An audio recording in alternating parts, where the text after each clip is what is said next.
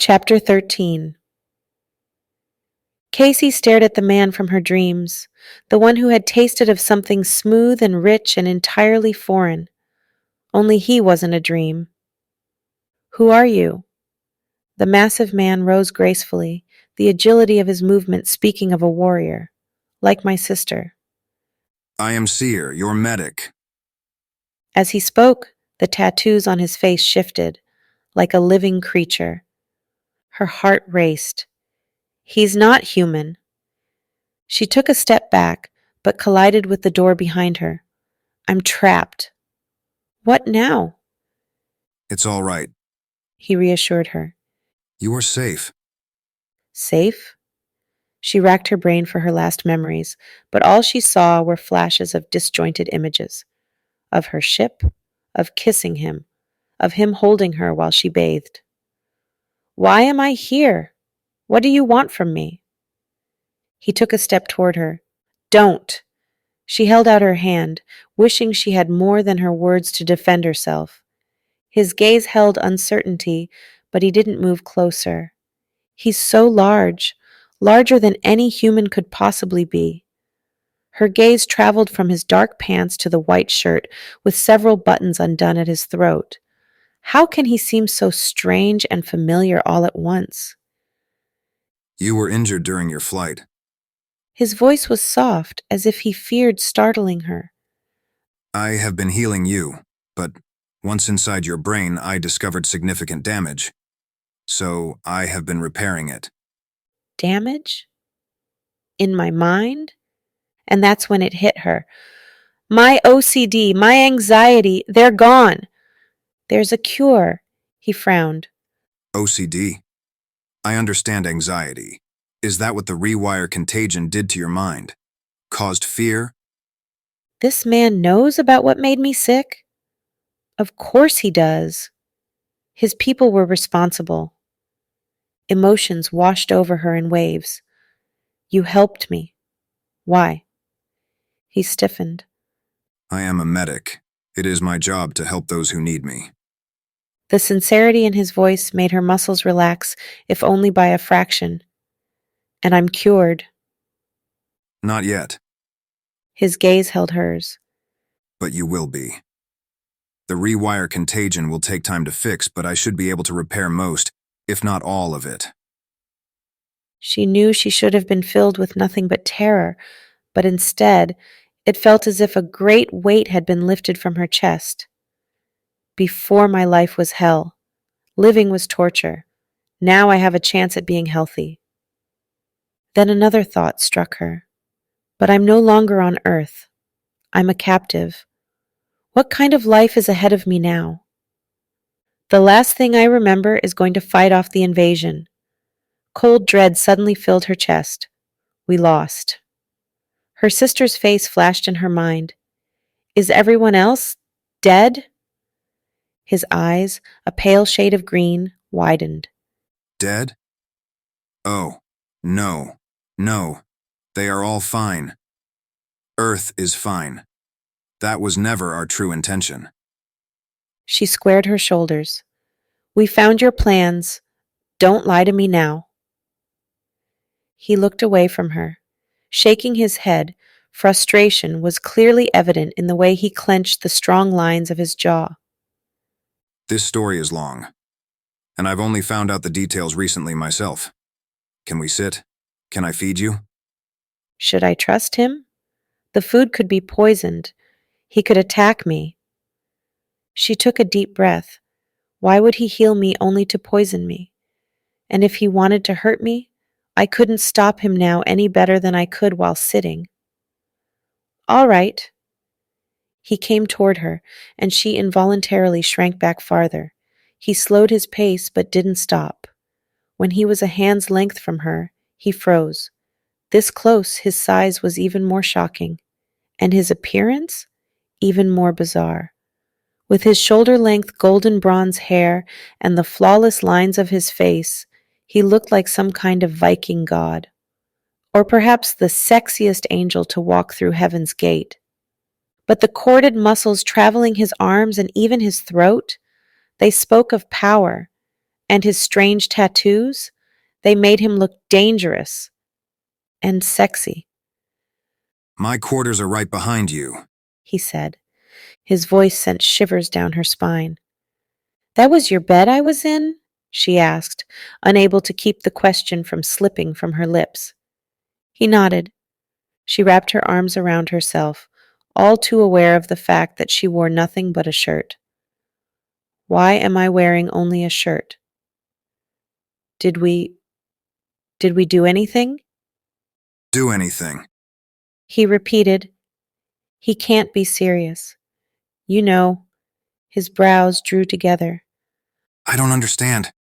Her cheeks burned. Sleep together. Have sex.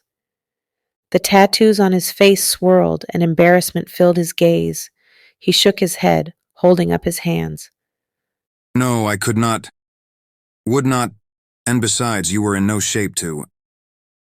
For some reason, his reaction reassured her. If he was lying to her, he was the best liar she had ever met. She nodded. He moved closer, invading her space. Suddenly, the door behind her flew open. She almost fell back, but his strong hand closed around her arm, keeping her on her feet. Sparks of heat radiated from his touch, and for a minute she couldn't seem to catch her breath. Are you all right? He asked, frowning. I'm fine. But she didn't feel fine. She felt aroused, which made no sense. She should be afraid. She should be angry. Instead, she felt content, more than content, almost happy. Perhaps that was because the virus wasn't screaming in her head, but the arousal. Her gaze slowly traveled over Sear's broad chest. That had everything to do with the man whose touch made her legs tremble. Are you sure? He ducked his head so their gazes locked. You have been through a lot. Using one large hand, he tilted her chin up. What he saw there made his brows draw together. Back to the healing chamber. He said, and suddenly she was swept up into his arms, as if she weighed nothing at all. No, she protested, although she didn't entirely understand. You said you'd explain what happened. He strode across the room, his grip gentle. I will. Now. She pushed. How am I to relax when I don't understand what happened yet? He nodded, then carefully laid her on a hard white bed of some kind in the center of the room. Are you sure you want to hear all this now? Yes, she needed to know. And so he told her a story of a plan set out long ago by another alien who apparently was in charge of the ship and all the people on it. When he was finished, she closed her mouth. The story was absolutely unbelievable, and yet she completely believed him, which makes no sense. This guy, or more of his people, kidnapped me and all the other women to be their brides? So then, she tried to pick only one question at a time. I'm your bride? His tattoo swirled again, and he took a step back. No. I cannot have a bride of my own. She was surprised by the disappointment that swelled in her chest. Why not? Because He paused. I am unworthy. He took a deep breath. I am here to heal you, to protect you against any and everything. You are mine, my responsibility. I would sooner die than harm you or allow anyone else to harm you. Again she believed him. He doesn't want me. I should be relieved. So why do I feel upset? You mean you have no desire to have sex with me? To make me your bride? He froze, his stunning eyes swimming with unspoken emotions. I am a second-tier male, unworthy of any female. I have never touched one, nor will I ever. You are safe with me. Please do not be afraid. She stared. The emotions in his eyes said exactly the opposite. He wants me, but he won't take me. And he has never had a woman before? She couldn't believe her ears. A big, strong man was proclaiming his desire to keep her safe. A sexy doctor who said he was unworthy and was apparently a virgin. Why do I find that so damn irresistible? I should be upset I've been kidnapped. I should be plotting my escape. But instead, she was thinking about the possibilities of her future. Perhaps there was a chance she could return home to her sister. But did her best chance at that lie in some strange alien who had bought her? Or in this doctor? Maybe I can convince him to take me home. And if that isn't possible, I would rather take my chances with him than any other man. Not just because he is hot, but because he seems kind, gentle, intelligent, because somehow my gut is telling me he could make me happy. Please lay back now. His face was serious. I need to continue to fix the rewire contagion in your mind. Will it hurt? She asked, flashes of the many doctors' offices she's been to since getting sick rolling through her mind. His brows drew together. Never. Never would I hurt you. Lay back. You will sleep, and when you awaken, you will have healed even more. How is it possible I trust a strange alien who kidnapped me more than any man I knew back on Earth? Cautiously, she lay down on the table, her eyes never leaving his. Reaching out, he brushed a strand of hair from her face. Sleep, little female. Moving to just above her head, golden sparkles rose around her. She almost sat up, but then an overwhelming sense of peace filled her. The hard table no longer felt hard, but like a soft pillow. She was warm, perfectly warm, and her eyelids felt heavy. Staring up at the big alien who moved his hands above her head, a look of complete concentration on his face, she made a decision. Tomorrow I'll decide what I'm going to do with this whole bride thing. But for now, I'm going to take control over my situation. And what I want more than anything is to have sex with Seer. Her eyelids closed, opened. Her thoughts grew fuzzy. I want his hands on me. I want my mouth on him, his muscles, his arms, stomach, his everything. When Kaci awoke, she was alone. Blinking slowly, she reached for her thoughts, but they felt fuzzy. She remembered that she was on an alien ship, that she was kidnapped, and that she was intended as the bride to some asshole who bought her. But somehow, she didn't care. Her blood seemed to be moving too fast through her body, her heartbeat filling her ears. And her womanhood? It felt wet and swollen with need. Why am I so hot? Just as quickly as the thought came, it left. I want Seer. Inside me. Her hands drifted to her breasts. She groaned as they slid across her hard nipples beneath the thin shirt. Will he know how to please me? The thought of his sensual lips running over her heated flesh made her inner muscles squeeze. I need to find him. She sat up, then stood too quickly. Her legs crumpled beneath her. When her head stopped spinning, she rose again. Her legs no longer shook. Her mind no longer felt as fuzzy. But her desire? It seemed to only be getting stronger. Spotting the door to his room, she padded silently across the doctor's area. She stepped in front of the doors, but they didn't move. Oh yes, I'm not heavy enough for them. She jumped.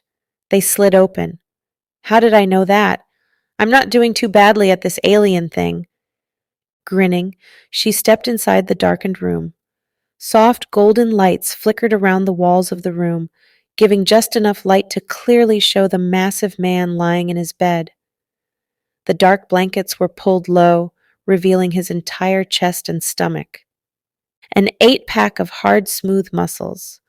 God, I want him, like I've never wanted any man before.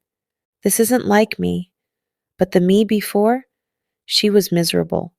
All she ever wanted was a man like this. And now, here he is, even if he is a strange alien. No matter what happens to me in this new world, at least I'll have my time with him. Creeping to his side, her needs surged. His lips, the taste of them still lingered on hers. She longed to kiss him again, to run her fingers through his long, tangled hair. I wonder if he's sleeping in the nude. Even though she'd had only one boyfriend before her illness completely overtook her life, and a dozen sensual encounters with him that were little more than decent, she felt ridiculously brave, experienced, perhaps because I'm finally free of the virus, or because he was the one who freed me, or because he's the hottest man I've ever seen, or because I can finally be with a man again, or because his inexperience turns me on. There were so many reasons to make this alien her own, but were there any reasons not to? Her brain was blissfully silent. Finally, my brain and I are a team, and we both want this man. Reaching for the hem of the large shirt she was wearing, she stripped it off. She knelt next to him on the soft bed and drew his covers down, and her heart stopped. The intimate scene has been removed to comply with YouTube standards. To listen to what you're missing, I have included several places to find it below this video. Did I do well? Oh, yes, she reassured him, still panting. It looks as if you enjoyed it too. The tattoos on his face shifted again. Something she'd begun to realize meant he was embarrassed. I am sorry. She laughed. Don't be. Like I said, it's hot. So I am forgiven. He asked sincerely. She laughed again. I like this guy. You are. Lying down next to her, he didn't move. What should I do now? Now? She put his arm behind her head and snuggled into the side of his body. Now you sleep, because soon we're going to go again. You are not my mate. He began to protest. Shh. She pressed a finger to his lips. Not now. Closing her eyes, she felt a smile twist her lips. Had she ever been this happy before? She didn't think so.